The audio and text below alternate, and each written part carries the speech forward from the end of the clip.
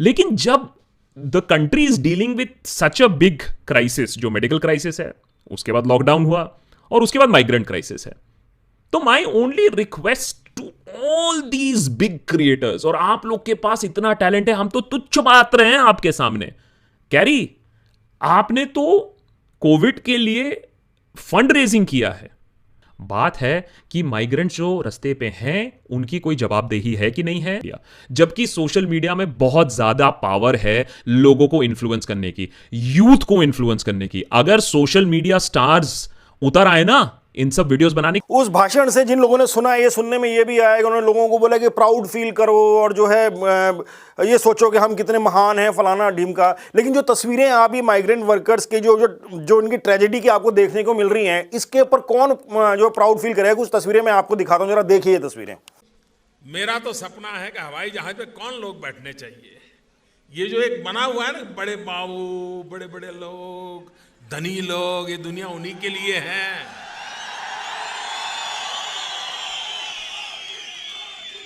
इस देश की जो सुविधाएं अमीरों को प्राप्त हैं, वो मेरे देश के गरीब को भी मिलनी चाहिए।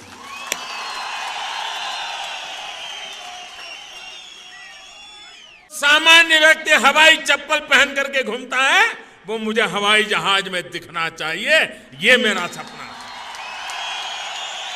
और गरीब के दिल में अपने संतानों को विरासत में गरीबी देने की इच्छा नहीं है।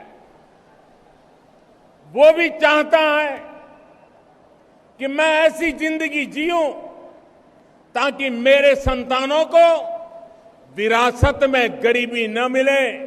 इन तस्वीरों को देखने के बाद कोई भी अगर प्राउड फील कर रहा है तो भाई वो कोई किसी भगवान का ही अवतार है, क्योंकि इतनी सफरिंग के बाद अगर उसको उसमें प्राइड दिखाई दे रही है तो यार हमें भी बता दे कि इसमें कहां से देख लें। एक माँ अपने बच्चे को सूटकेस में लिटा के खींच रही है, किसी ने अपनी प्रेग्नेंट औरत की गाड़ी बना के उसको गाड़ी पे 800-800 किलोमीटर लेके जा रहे हैं। ये तो गरीबों की सरकार थी, इन्होंने कहा था कि हम तो गरीबों की सरकार हैं, गरीबों के लिए सब कुछ करेंगे, गरीबों के लिए ये कर रहे हैं और इस पे कह रहे हैं प्राउड फील करें। इन्होंने करा क्या? आप ये देखेंगे जितने पैसे इन्होंने स्टैचूज बनाने में लगाए और अब ये सेंट्रल विस्टा को बनाने में लगा रहे हैं, इन सारे पैसे से ये बोल रहे थे कि हिंदुस्तान की शान बढ़ेगी, स्टैचू से शान बढ़ेगी। लोग भूखे मर रहे हैं, लोगों को इतनी सफरिंग हो रही है, इनको अब जाके बोल रहे हैं ट्रेन में जाओ, और इनसे जिनके पास रोटी खाने के पैसे नहीं है इनसे बोल रहे हैं कि एसी का किराया दो। है ये इसका हम प्राइड फील करें? कुछ ऐसी भी तस्वीरें देखने को मिली है, एक आदमी बैठ के पत्ते खा रहा है, जब उसको खाना मिला तो वो रोने लग गया। कोई बच्चा नमक से रोटी खा रहा था, उसको असली में खाना मिला तो वो रोने लग गया। ये किसकी तस्वीरें? ये सोमालिया सूडान में होता है, हिंदुस्तान में कब से होने लग गया यार? इस पे प्राउड फील करें हम? फिर एक भाषाबाजी, एक जुमला, लोकल पे वोकल हो जाओ। क्या मतलब है इसका, लोकल पे वोकल हो जाए यार? लोकल करने के लिए एक इंफ्रास्ट्रक्चर, एक ऐसी सोसाइटी चाहिए जिसका इंटरेस्ट काम करने में हो, फसाद करने में नहीं। आप ये देखो, आप तो ये बोल रहे थे कि अफगानिस्तान और पाकिस्तान के जो माइनॉरिटीज हैं उनको, जिनके साथ अत्याचार वहां पे हो रहा है, उनको इंडिया में लाके इंसाफ देके सिक्योरिटी देंगे। आप तो अपने यहाँ के बंदों की हालत तो देख लो, आपने क्या कर रखी है। आप ये भूल जाओ पाकिस्तान अफगानिस्तान के सपने यार, लोगों को बेवकूफ बनाना छोड़ दो।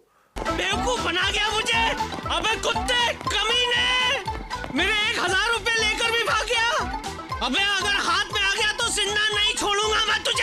वैसे ही बिल्कुल रिडंडेंट बात है कि लोगों को बेवकूफ बनाना छोड़ दो, क्योंकि वो आप छोड़ोगे नहीं, वो आपकी आदत है। मैं लोगों से कहना चाहता हूं बेवकूफ बनना बंद कर दो यार। I'm like any other 26, 27, 28-year-old. I think we all evolve in life, and that's the way we all should grow up. Okay.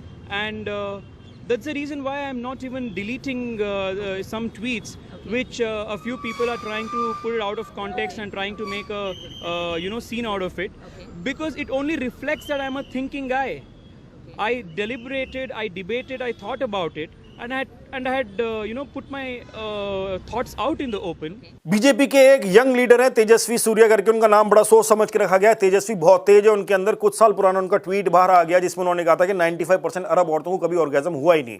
मेरा सवाल तेजस्वी से ये है कि भाई आपको पता कैसे चला? क्या सारी अरब औरतें आपको टेलीफोन करके बता दी कि भाई आज भी नहीं हो रहा, अपने रजिस्टर में आप नोट बना के रखे हुए थे कि हो रहा है या नहीं हो रहा है? 95% ये आंकड़ा आपके पास आया कहां से कि उनको ऑर्गेजम कभी भी नहीं हुआ है? और फिर आप बोलते हो कि इसलिए उनके बच्चे सेक्स से होते हैं, प्यार से नहीं होते।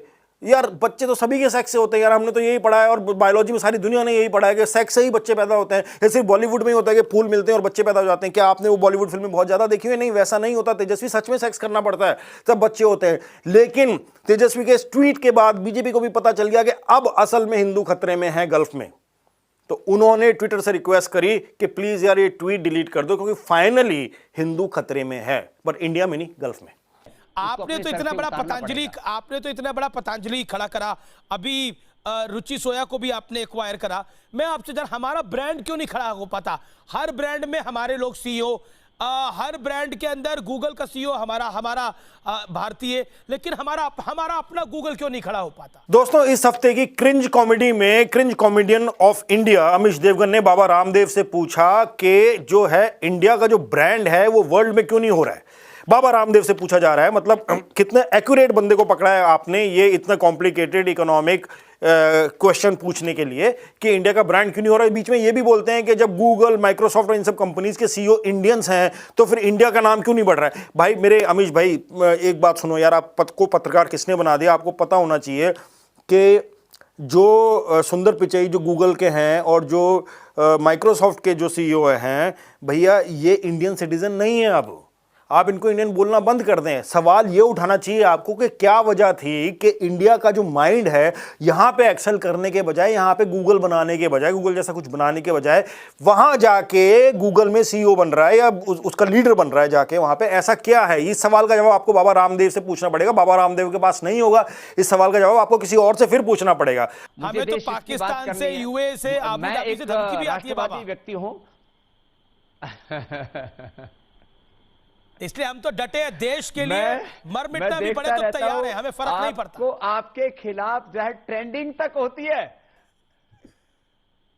और आप भी इतना चौड़ा होकर यहाँ पे खुश होकर बता रहे हैं कि हमें तो यहाँ से धमकी आती है, वहाँ से धमकी आती है। धमकियाँ तो हमें भी रोज आती हैं यार, मतलब इसकी पब्लिसिटी करने की क्या जरूरत है? हमको यहाँ से, हम तो देश के लिए मरने के लिए तैयार हैं, गोली खाने के लिए तैयार हैं। तो भैया वो tour of duty Indian army ने शुरू किया है कि सिविलियंस के लिए ज्वाइन कर लो, जाके जरा दिखाओ, क्योंकि पत्रकार तो आप हो नहीं, वो आपके बस की भी नहीं है। तो टूर ऑफ ड्यूटी कर लो, आप जो ये छाती चौड़ी करके यहाँ पे बैठे हो, आपको मौका मिल जाएगा सच में आके बोलने का, देश के लिए आप गोली खाने के लिए तैयार हो।